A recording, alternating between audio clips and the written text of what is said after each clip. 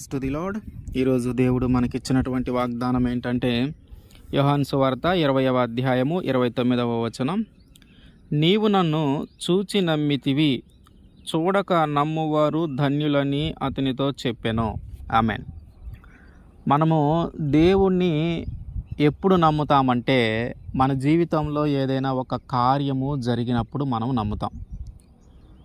ఒక వ్యాధి నుంచి విడిపించటమో, ఒక రోగం నుంచి విడిపించటమో, అప్పుల నుంచి విడిపించటమో, శ్రమల నుంచి విడిపించటమో, శోధనల నుంచి విడిపించటమో, అపవిత్ర ఆత్మల నుంచి విడిపించటమో, ఏదో ఒక కార్యము మన జీవితంలో జరిగినప్పుడు మాత్రమే మనము దేవుణ్ణి నమ్ముతాం, దేవుని మీద ఒక విశ్వాసం కలిగి ఉంటాం. అయితే యేసుక్రీస్తు వారు అంటూ ఉన్నారు, ఆ విధంగా చూచి అంటే ఎప్పుడైతే మన జీవితంలో జరిగింది, ఎప్పుడైతే మన జీవితంలో జరుగుతుందో అప్పుడు ఆయన ఉన్నాడు, ఆయన మన జీవితంలో కార్యము చేశాడు. ఒక విధంగా మనము చూసినట్టే, ఒక విధంగా ఆ అనుభూతిని మనము పొందినట్టే. చూస్తే ఎలాగైతే అనుభూతి చెందుతామో అందులో కొంతైనను మనము అనుభూతి చెందినట్టే. నువ్వు ఇట్లా ఒక కార్యము జరిగి, ఒక మేలు జరిగి దేవుణ్ణి నమ్మేవారి కంటే ఏమీ ఆశించకుండా, ఒక రోగం నుంచి, వ్యాధి నుంచి, బాధల నుంచి ఇట్లాంటిది ఏది ఆశించకుండా ఎవరైతే యేసుక్రీస్తు వారిని నమ్ముతారో వారు ఇంకా ధన్యులు అంట. యేసుక్రీస్తు వారు నిజమైన దేవుడు. ఆయన్ని నమ్ముకుంటే పరలోక రాజ్యము వెళతాం. ఆయనని నమ్మి బాప్తీసము పొందితే మనము పరలోక రాజ్యంలోకి వెళ్తాం, అక్కడ నిత్య జీవము ఉంటుంది. ఆ ఒక్క మాట ప్రకారమే యేసుక్రీస్తు వారిని ఎవరైతే నమ్ముతారో, అంటే ఇహలోక సంబంధమైన ఆశలు కానీ, కోరికలు కానీ, అవసరాలు కానీ నెరవేర్చితే, అవి తీరిస్తే దేవుని నమ్ముకుంటాం, అవి జరిగితే దేవుని నమ్ముకుంటాం అనే సందేహముతో, అపనమ్మకముతో ఎవరైతే ఉంటారో వారికంటే కూడా యేసుక్రీస్తు వారు నిజమైన దేవుడు. ఆయన నిత్య జీవాన్ని అనుగ్రహించగలిగిన దేవుడు. ఆయన నామమున నేను బాప్తీసము పొందుకుంటే నేను ఖచ్చితంగా పరలోక రాజ్యంలోనికి ప్రవేశిస్తాను, నేను నిత్య జీవాన్ని పొందుకుంటాను, ఎల్లప్పుడూ జీవించగలుగుతాను ఆయనతో పాటు. ఈ ఒక్క అంశాన్ని బట్టి ఎవరైతే యేసుక్రీస్తు వారిని దేవుడని నమ్ముతూ ఉన్నారో, యేసుక్రీస్తు వారు దేవుడని విశ్వసిస్తూ ఉన్నారో వారు ధన్యులు. ఇహలోక సంబంధమైన వాటి కోసము దేవుని నమ్మే వారి కంటే ఆ ఇహలోక సంబంధమైన వాటిని వదిలేసి పరలోక సంబంధమైన వాటి కొరకు ఎవరైతే దేవుని నమ్ముతారో వారు ధన్యులు. యేసుక్రీస్తు వారు తోమాతో చెప్తూ ఉన్నాడు, నీవు చూచి నమ్మావు కానీ చూడకుండా నమ్మేవారు ధన్యులని. ఆ తోమాకి కూడా ఒక సందేహము, ఆయనకు ఒక చిన్నపాటి అనుమానం ఉండేది ఎప్పుడు కూడా యేసుక్రీస్తు వారి మీద కానీ, ఆయన చెప్పే మాటల మీద కానీ కొన్నిసార్లు సందేహపడుతూ ఉంటాడు. అంటే మనము కూడా ఒక సందేహముతో, ఒక అనుమానముతో దేవుణ్ణి నమ్మకూడదు. దేవుని నమ్మితే ఎలాగుండాలంటే ఒక గుడ్డిగా నమ్మేయాల. అదేంటి, ఇదేంటి, ఇదెందుకు ఇట్లా జరిగింది, అదెందుకు ఇట్లా జరిగింది అనే వాదోపవాదనల కంటే కూడా ఆయన దేవుడు. ఆ ఒక్క మాటతోనే దేవుని మనము, యేసుక్రీస్తు వారిని మనము నమ్మగలగాలి. యేసుక్రీస్తు వారి మీద మనము విశ్వాసము ఉంచాలి.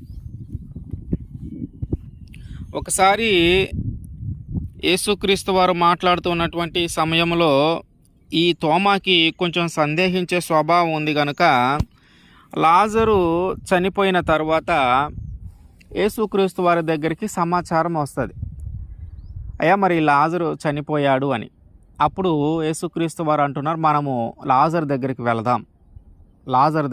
వెళదామంటే అప్పుడు తోమా అంటూ ఉన్నాడు, ఎందుకు అతనితో పాటు మనం కూడా చనిపోవటానికా అని అంటూ ఉన్నాడు. ఎవరితో? శిష్యులతో. యేసుక్రీస్తు వారితో అనట్లా, శిష్యులతో అంటూ ఉన్నాడు. అంటే యేసుక్రీస్తు వారు అక్కడికి వెళ్ళిన తర్వాత లాజర్ని తిరిగి జీవింపజేస్తాడని నమ్మకము ఈయనలో ఇంకా కలగట్ల. యేసుక్రీస్తు వారు లాజరు చనిపోయాడని తెలిసి అక్కడికి వెళ్ళి అతన్ని లేపుదాము, చనిపోయినటువంటి వ్యక్తిని తిరిగి బ్రతికిద్దాము అన్న ఉద్దేశంతో మాట్లాడుతూ ఉంటే తోమాకి ఎక్కడో కొంచెం సందేహం కలుగుతూ ఉంది. మనం అక్కడికి వెళ్తే ఉపయోగం ఏముంది, అతనితో పాటు మనం కూడా చనిపోవటానికా అంటూ ఉన్నాడు. కానీ అతన్ని లేపుతాడు, ఆయన శిష్యుడే, ఆయన పక్కనే ఉంటా ఉన్నాడు. కానీ ఎక్కడో చిన్నపాటి అనుమానం, ఎక్కడో చిన్నపాటి సందేహము ఎప్పుడు కూడా ఆయన కలిగి ఉంటూ ఉన్నాడు. ఒకసారి శిష్యులందరితో మాట్లాడుతూ ఉంటే, నేను వెళ్ళే మార్గము, నేను వెళ్ళే స్థలానికి ఆ మార్గం ఏంటో మీకు తెలుసు, నేను వెళ్ళే స్థలానికి ఆ మార్గం ఏ దారిలో ఎట్లాంటి మార్గం అనేది మీకు తెలుసు అంటే తోమా అంటున్నాడయ్యా మాకు తెలియదు అని. అంటే ఇట్లా యేసుక్రీస్తు వారు మాట్లాడుతూ ఉన్నటువంటి కొన్ని సమయాలలో ఎంతో కొంత వారికి అనుమానము కలుగుతూ ఉంది. యేసుక్రీస్తు వారు చనిపోయి తిరిగి లేచిన 8 రోజులకి శిష్యులకి ప్రత్యక్షమవుతాడు. ఆ శిష్యుల్లో యేసుక్రీస్తు వారికి ప్రత్యక్షమయ్యే సమయానికి వారందరిలో తోమా ఉండకపోతే తోమా వచ్చిన తర్వాత వాళ్ళందరూ కూడా తోమాకి చెప్తా ఉన్నారు, యేసుక్రీస్తు వారు వచ్చారు, ఆయన మరణించి తిరిగి లేచాడు, మమ్మ అందరితో మాట్లాడాడు అని చెప్తూ ఉంటే తోమా నమ్మడు. ఆయన ఎట్లా లేస్తాడు, చనిపోయాడు కదా, ఆయన చేతులకి ఆ శిలలు అవి కొట్టారు కదా, గాయాలు ఉంటాయి, ఆ బల్లెంతో పక్కలో పొడిచారు కదా, అక్కడ కూడా ఒక గాయం ఉంటుంది, ఇవన్నీ కల్లారా చూస్తే కానీ, ఆ గాయాల్లో వేలు పెట్టి చూస్తే కానీ నేను నమ్మను అని అంటున్నాడు. అంటే ఒక అపనమ్మకముతో, ఒక అవిశ్వాసముతో మనము దేవుని మీద ఆధారపడి జీవించటం వల్ల ఆయనకేమీ సంతోషము లేదు. అందుకని ఆయన అంటూ ఉన్నాడు, నువ్వు చూసి నమ్మాలనుకుంటూ ఉన్నావు, కానీ చూడకుండా నమ్మేవారు ఇంకా ధన్యులు. నువ్వు కార్యము జరిగినాక నమ్మాలని అనుకుంటూ ఉన్నావు, కానీ ఆ కార్యము జరగకుండానే నమ్మేవారు ధన్యులు. నువ్వు ఆయన్ని పరిశోధించి తెలుసుకోవాలనుకుంటూ ఉన్నావు, కానీ పరిశోధన ఏమీ లేకుండా కూడా నమ్మేవారు ధన్యులు అంటున్నాడు. మన అవసరాలు, ఆశలు, కోరికలు, ఈ ఇహలోక సంబంధమైనవి ఏవి అయినను అవి జరగటము కోసము మనము యేసుక్రీస్తు వారిని నమ్ముట కంటే ఇహలోక సంబంధమైన వాటన్నిటిని వదిలేసి పరలోక సంబంధమైన వాటి కోసము ఎవరైతే యేసుక్రీస్తు వారిని నమ్ముతారో వారు మిగతా వారి కంటే ధన్యులుగా దేవుని దృష్టిలో ఎంచబడుతూ ఉన్నారు. కనుక ఏదైనా జరగాలని, ఇది జరిగితే బాగుంటుంది అని ఆలోచనలు వదిలేసి యేసుక్రీస్తు వారు నిజమైన దేవుడు, ఆయన్ని నమ్ముకుంటే నిత్య జీవాన్ని మనకు అనుగ్రహిస్తాడు, ఆయన నమ్ముకుంటే పాప విముక్తి కలుగుతుంది అని మనము నమ్మి విశ్వసించి ఆయన్ని మన దేవుడిగా మనము స్వీకరిస్తే మనమే ధన్యులుగా ఆయన దృష్టిలో ఎంచబడతాం. ఆమేన్.